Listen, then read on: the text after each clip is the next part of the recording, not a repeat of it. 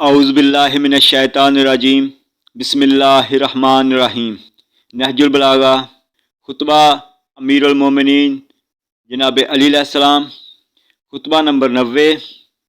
جب قتل عثمان کے بعد آپ کے ہاتھ پر بیعت کا ارادہ لیے لوگ آئے اور آپ سے بیعت طلب کرنے کے لیے کہا گیا تو آپ نے فرمایا، مجھے چھوڑ دو اور اس خلافت کے لیے میرے علاوہ کوئی اور ڈھونڈ لو۔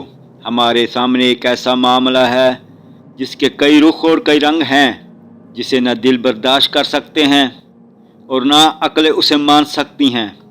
دیکھو افق عالم پر گھٹائیں چھائی ہوئی ہیں، راستہ پہچاننے میں نہیں آتا۔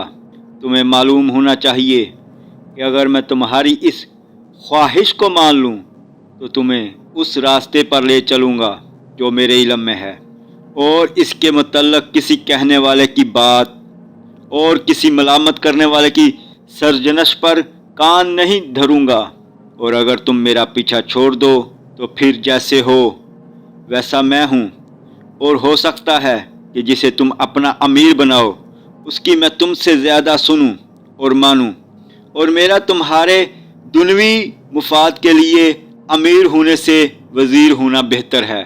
اللہم صلی علی محمد و آل محمد۔